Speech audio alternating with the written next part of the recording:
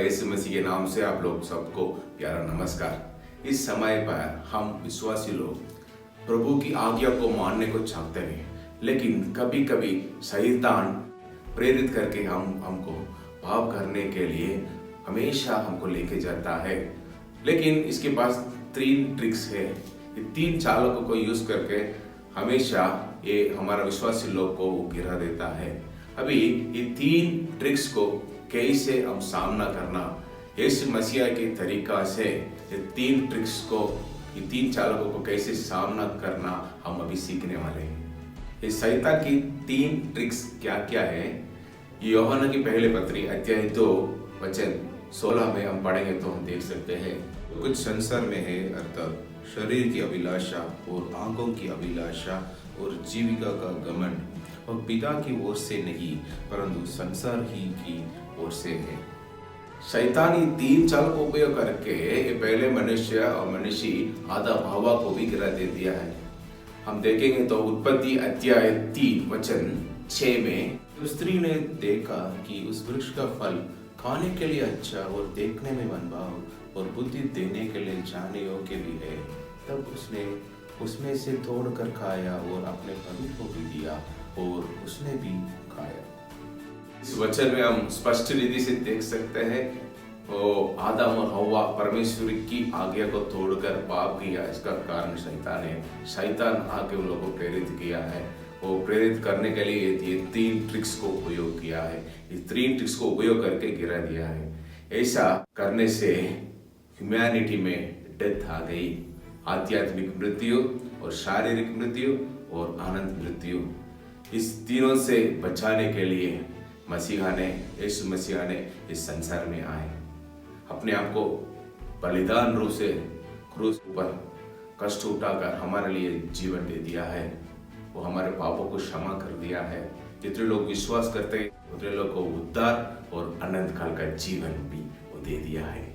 मेरे प्रिय भाई बहनों, इस दुनिया में जब मसीह आकर उनकी सेवा कर रहा था, कैसे शैतान को सामना करना है, ऐसा हमको रास्ता बनाकर हमको एक नमूना रूप से हमको सब दिखा कर चला गया। यीशु मसीह सेवा को शुरू करने के पहले पवित्र आत्मा उनको जंगल में लेके गया परीक्षा के लिए। वहां पे 40 दिन 40 रात निराहार उपवास करके प्रार्थना कर रहा था। 40 दिन होने के बाद उनको भूख लगी। तब परखने वाले शैतान वो परीक्षा करने के लिए आया। वो शैतान ने कहा, यदि तू परमेश्वर का पुत्र है तो कह दे ये सब पत्थर रोटी बन जाए। इसको मसीह ने क्या उत्तर दिया? यीशु ने उत्तर दिया, लिखा है, मनुष्य केवल रोटी ही से नहीं परंतु हर एक वचन से जो परमेश्वर की मुंह से निकलता है जीवित रहेगा। सच है, हर एक विश्वासी प्रभु की वचन से जी रहा है। वो वचन से हम उद्धार पाया, ये वचन से हम अनंत काल का जीवन पाया है। मसीहा ने वचन दे दिया है, मैं दुनिया का अंत तक तुम्हारे साथ रहूंगा, इसलिए हम उसके ऊपर विश्वास रखे हम जी रहे हैं। लेकिन हम क्या करते हैं? इस शरीर को बचाने के लिए, संभालने के लिए हम एक्सरसाइज करते हैं, अच्छा सा खाना खाते हैं, सब कुछ हम करके हम सोचते हैं हम बहुत सालों हम जिएंगे, ऐसा सोच रहे। ऐसा नहीं। मैं एक उदाहरण बोलना चाहता हूँ। लाजरस के बारे में हम लोग को मालूम है। मेरी और मार्था का वो भाई 40 उम्र कम से कम हो सकता है, उस उम्र में वो मर गया था। तब वो लोग बहुत निराशा में पड़े। मसीहा उनके गांव में आया, उन लोग से क्या बोला? मेरी मार्था से क्या बोला? मैं पुनरुत्थान वो जीवन है, मेरे ऊपर विश्वास रखेगा तो वो मर गया तो भी जिएगा, ऐसा बोलकर वो कब्र के सामने गया। कब्र के सामने जाकर वो लाजरस को बुलाया। लाजरस निकला। वो लाजरस जो मर गया था, प्रभु की वचन के कारण वो वापस जीवित आ गया। तो लाजरस 40 साल तक वो उनकी शरीर की शक्ति से, वो खाना की शक्ति से वो जी रहा था। लेकिन अभी प्रभु की वचन उनकी जिंदगी में आने के 40 साल के बाद प्रभु की वचन से जी रहा है। वो कृपा है। ऐसा हम प्रभु की वचन से जीना और प्रभु की वचन की प्रमाण हम जीना, ये दोनों करने से हमारी जिंदगी बहुत अच्छा रहेगा। और शरीर की लालसा से हम दूर रहना, जो व्यभिचार है, वो खून करना और मर्डर करना, ऐसा शरीर की पापों से हम दूर रहना, क्योंकि ये शरीर परमेश्वर की मंदिर है, यहाँ पवित्र आत्मा वो वास करता है, इसलिए हम इस शरीर को हम शुद्ध रखना जरूरी है। ऐसा करेंगे तो इससे द्वारा प्रभु की महिमा होगा। इसके बाद शैतान मसीहा को पवित्र नगर में ले गया, वहां पे वो मंदिर के घुंघरू में खड़ा कर दिया। वो मसीहा से कहा, यदि तू परमेश्वर का पुत्र है तो यहाँ से अपने आप को गिरा दे। अपने बारे में लिखा है, तेरे विषय में अपने स्वर्गदूतों को आज्ञा देगा और वे तुझे हाथों हाथ उठा लेंगे, कभी ऐसा न हो कि तेरे पाँव में पत्थर से ठेस लगे। यीशु ने उससे कहा, यह भी लिखा है, तू प्रभु अपने परमेश्वर की परीक्षा न कर। इधर शैतान मसीह को क्या करने के लिए बोल रहा है? मसीह अपने आप को स्थापित करने के लिए, मैं मसीहा हूँ, मैं सेवियर हूँ, मैसाया हूँ, ऐसा सबको दिखाने के लिए एक चमत्कार, एक मिराकल करेंगे तो सब लोग मानेंगे। पब्लिक प्लेस है, वहाँ सब लोग आएंगे वो आराधना करने के लिए। वहां से एक मिराकल को, चमत्कार को लोग देखें तो आसानी से मसीहा को सेवियर मानेंगे। ये जीविका का घमंड है। हम लोग बाइबल में देख सकते हैं, ये युवा यहूदी मसीहा के पास आ रहा है। अनंत काल जीवन पाने के लिए मसीहा में क्या करना है, ऐसा बोल रहा है। मसीहा ने बोला, आप सब वाक्यों को मानते आ रहे हैं? हाँ, मैं बचपन से मानता आ रहा हूँ, ऐसा वो यहूदी बोला था। तभी मसीहा ने बोला, आपके एक बात कमी है, आप आपको संपत्ति को सब बेचकर, सबको कंगालों को देकर, फिर बाद में मेरे पीछे आ जाओ, ऐसा बोला। लेकिन उसको मसीहा से संपत्ति की जरूरत ज्यादा है, संपत्ति के ऊपर उम्मीद ज्यादा है, इसलिए मसीहा को छोड़कर संपत्ति के पीछे चला गया, उदास होकर चला गया। मेरे प्रिय, ऐसा विश्वासी लोग भी बिना जाने हम एक जीविका के घमंड में गिरते हैं। मैं आपको दिखाना चाहता हूँ, जैसे एक विश्वासी पहले चर्च को आ रहा है, पहले वो विश्वासी नहीं रहेगा, सामान्य व्यक्ति रहेगा, उनका बीमारी या समस्या और तकलीफ और मुस्लिम और पैसा की कमियां, कुछ भी समस्या को लेकर वो चर्च में आ जाता है, मसीहा के पास आ जाता है, तभी रो रो कर प्रार्थना करेगा, मसीहा के ऊपर 100% विश्वास रखेगा। ऐसा वो प्रार्थना करने से प्रभु उनका छुटकारा दे देगा, बीमारी को चंगा करेगा, उनको हर जरूरत को पूरा करेगा, उनको जो कुछ चाहिए दे देगा। उनका सब कुछ करने के बाद ये विश्वासी धीरे धीरे मसीहा के साथ चलने लगेगा। वो 1 साल, 2 साल, 3 साल, 4 साल होने के बाद ये विश्वासी वो बढ़ता जा रहा होगा, तभी उनको सब समस्या ठीक हो जाएगा।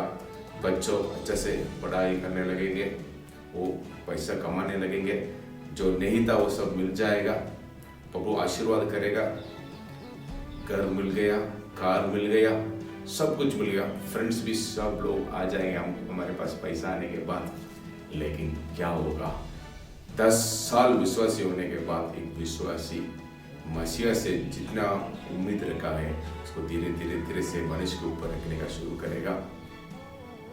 वो पहले जब आया ना, वो मसीहा के ऊपर 100% विश्वास कर दिया है, लेकिन अभी इस 10 साल के बाद अगर एक बीमारी आ गया तो अच्छा हॉस्पिटल कहाँ है वो ढूंढने लगेगा।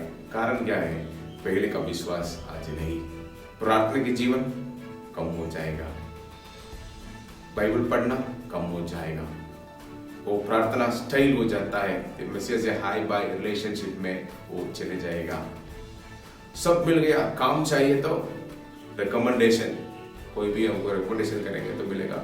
सब लोग अभी मालूम है ना, इसलिए मसीहा के पास ज्यादा नहीं जाएगा। ऐसे धीरे धीरे धीरे धीरे से जीविका का घमंड में वो गिर जाता है। पहले कुछ भी नहीं था, इसलिए मसीहा को ऊपर बहुत उम्मीद रखकर, भरोसा रखकर वो प्रार्थना किया, वो सलवायता में, फेलोशिप में वो चल रहा था। अभी ऐसा नहीं, सब कुछ मेरे पास है, इसलिए वो मसीहा से दूर जाता है, वो पाप करने का शुरू करता है, वो ज्यादा प्रार्थना नहीं करता है, बाइबल नहीं पढ़ता है, वो ये दोनों नहीं तो जिंदगी खराब हो जाएगा। ये जीविका का घमंड। मेरे प्रिय भाई बहनों, जीविका के घमंड से हम दूर आना चाहिए, नहीं तो शैतान हमको गिरा देगा। इसके बाद शैतान मसीहा को बहुत ऊंचे पहाड़ के ऊपर लेके जाकर वहां से जगत के सब राज्यों और उसके वैभव को दिखाकर बोला, यदि तो गिरकर मुझे प्रणाम करेंगे तो ये सब कुछ आपको दे दूंगा, ऐसा उनसे कहा था। मसीहा ने इसको उत्तर दिया। तब यीशु ने उससे कहा, हे शैतान, दूर हो जाओ, क्योंकि लिखा है, तू प्रभु अपने परमेश्वर को प्रणाम कर और केवल उसी की उपासना कर। तो शैतान मसीहा से क्या कहता है, तुम क्यों कष्ट उठाने का है, क्यों क्रूस को उठाने, उनको सब कुछ मालूम है क्रूस उठाने का है। तुम एक शॉर्टकट रास्ता में जाओ, डायरेक्ट राज्य का राजा बन जाओ, मुश्किल का रास्ता पर नहीं जाना, मैं आपको एक शॉर्टकट रूट दिखाता हूँ, ऐसा दिखाया है। यह आंखों की अभिलाषा। परमेश्वर की इच्छा क्या है? मसीहा 3.5 साल वो सेवा करना, राज्य का सुसमाचार को प्रचार करना, इसके बाद क्रूस को उठाना, जीवन देना, जीवन देने के बाद तीसरे दिन परमेश्वर पिता उनको जिलाएगा। इसके द्वारा जितने लोग विश्वास करते हैं उन लोगों को उद्धार मिलेगा, अनंत काल का जीवन मिलेगा। सबसे बड़ा काम है। इसके बाद परमेश्वर के राज्य को स्थापित कर सकता है, मसीहा राजा बन जाएगा। ये सब परमेश्वर की इच्छा है। ये परमेश्वर की इच्छा के विरोध में जो रास्ता है परमेश्वर मसीहा जाने के लिए बना कर रखा है, इसमें नहीं जाना तो शॉर्टकट रास्ता पे जाकर नया कष्ट उठाकर तो आराम से तो एक राज्य का राजा बन जाओ, ऐसा वो बोल रहा था। आज भी शैतान हमारे लिए बहुत सारे शॉर्टकट गलत रास्तों को बना कर रख रहा है।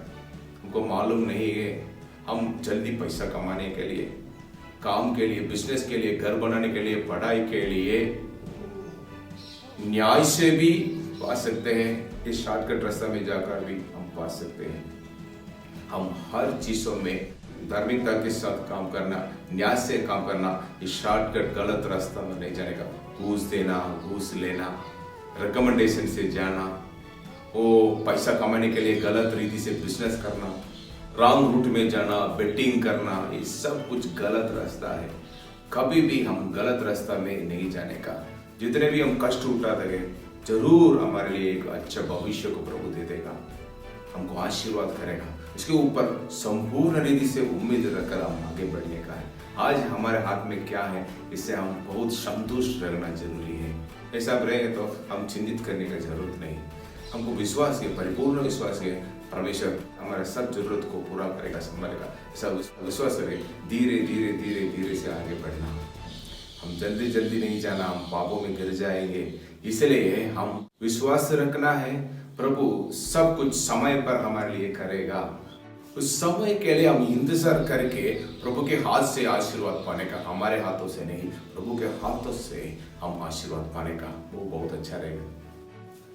इसलिए शैतान को सब ट्रिक्स को सामना करने के लिए प्रभु हमारे लिए एक रास्ता दिखाया है। क्या है वो? वचन को उपयोग करके उनको भगाया है। परमेश्वर के ऊपर संपूर्ण रीति से वो उम्मीद रखा था। वो उपवास करके वहां प्रार्थना कर रहा था। याकूब ने ऐसा लिखा है, परमेश्वर के अधीन हो जाओ, शैतान को सामना करो, तब वो तुम्हारे ओर से भाग निकलेगा। इसका अर्थ क्या है? परमेश्वर के अधीन हो जाओ मतलब हम उसके साथ चलना चाहिए। रोज प्रार्थना करना जरूरी है, रोज बाइबल पढ़ना, फिर इसकी प्रमाण जीना। परमेश्वर के ऊपर संपूर्ण रीति से हम भरोसा रखना जरूरी है, उम्मीद रखना जरूरी है। ऐसे रखकर हम जिएंगे तो शैतान हमारे पास नहीं आएगा। मसीहा हमको चारों ओर घेर लेकर हमको संभालेगा। तभी शैतान कैसे पास में आएगा? वो भाग जाएगा। ऐसा रहने से एक विश्वासी शारीरिक की अभिलाषा से दूर रहेगा, क्योंकि वो प्रभु की आज्ञा को मानता रहेगा। फिर उनके ऊपर उम्मीद रखता है, इसलिए उनकी आंखों की अभिलाषा भी नहीं रहेगा।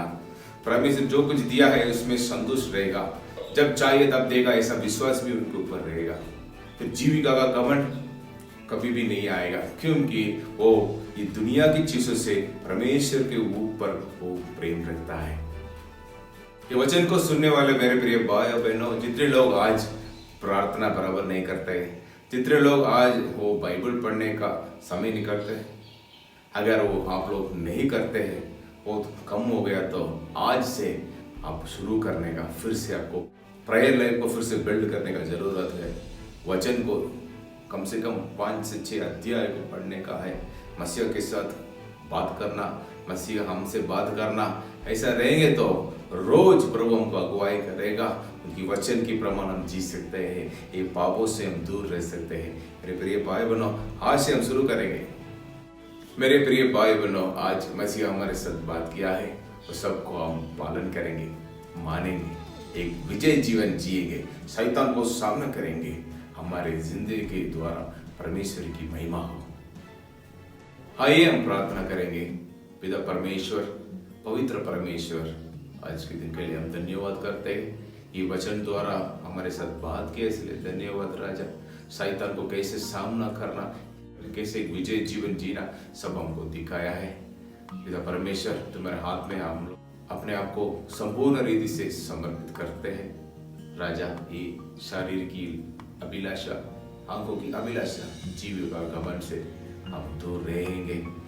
इसके लिए तुम जैसे बोला, तुम्हारे हाथ में रहेंगे, तुम्हारे साथ फेलोशिप में रहेंगे, तुम्हारे ऊपर उम्मीद रख के हम जिएंगे राजा।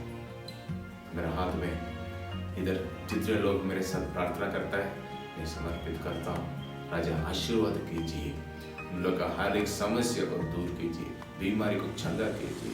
ऐसा करने के लिए धन्यवाद। हर आवश्यकता को पूरा कीजिए, ऐसा करने के लिए धन्यवाद। यीशु मसीह के नाम से मैं प्रार्थना करता हूँ, आमीन आमीन। पिता परमेश्वर, वो मसीह की ओर से तुम्हें अनुग्रह और शांति मिलती रहे।